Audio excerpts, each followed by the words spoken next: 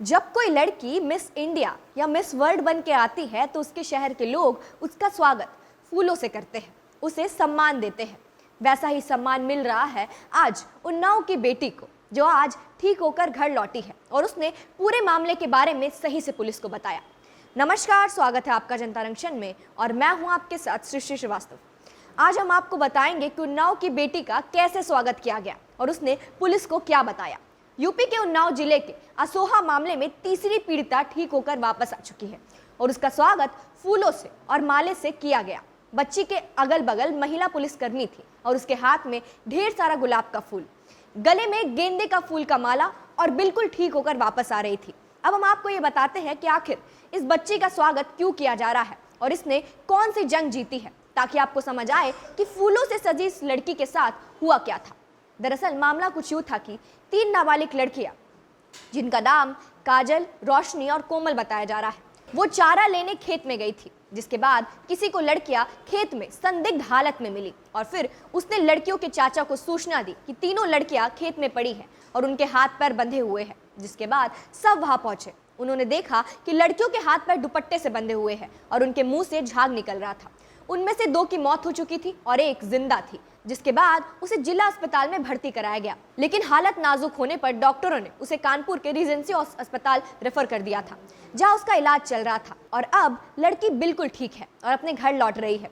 लड़की को जब होश आया तो उसने पूरी कहानी मजिस्ट्रेट के सामने बताई। लड़की ने बोला कि वो और 2 अन्य लड़कियां खेत में जानवरों के लिए चारा इकट्ठा कर रही थी और इसी बीच विनय और उसका दोस्त वहां आया। उन्होंने लड़की को कुछ खाने को दिया, लेकिन उन्होंने खाने से इनकार किया। जिसके बाद लड़कों ने उन्हें पानी पिलाया और जब उन्होंने पानी पिया तो वो तीनों बेहोश हो गई। लड़की ने अपने बयान में कहा कि आरोपी ने यौन उत्पीड़न नहीं किया, वो लोग बेहोश हो गए थे, लेकिन उनके साथ किसी भी तरीके का सेक्सुअल असॉल्ट नहीं हुआ।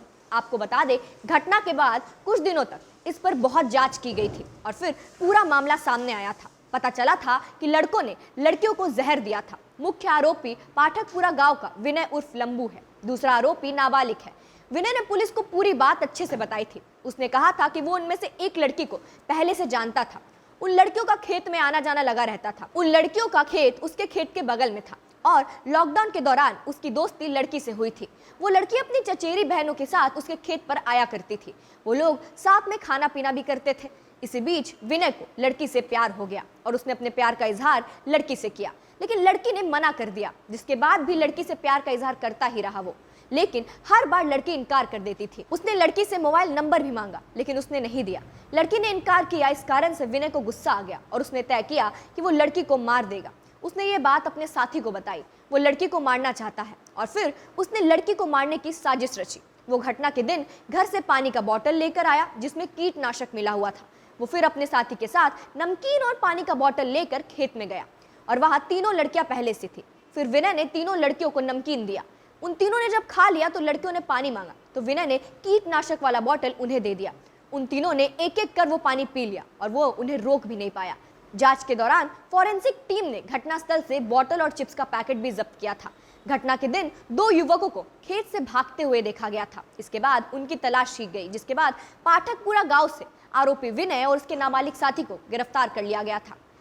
लड़की के साथ जो भी हुआ वो गलत था, लेकिन खुशी की बात यह है कि अब लड़की सुरक्षित है और अपने घर लौट रही है। इस बात की भी खुशी है कि कम से कम इस बच्ची को इंसाफ मिला। हम आशा करते हैं कि लड़की का भविष्य अच्छा हो। फिलहाल आज के इस वीडियो में इतना ही। इसी के साथ देखते रहे जनता जंक्शन। हमें यूट्यूब पे सब्सक्राइब करें, फेसबुक पे लाइक करें और ट्विटर पे फॉलो करें। और अगर आप चाहते हैं कि हम इसी तरह बेबाक अंदाज में पत्रकारिता करते रहें तो स्क्रीन पर दिख रही डिटेल्स पे डोनेशन दें। धन्यवाद।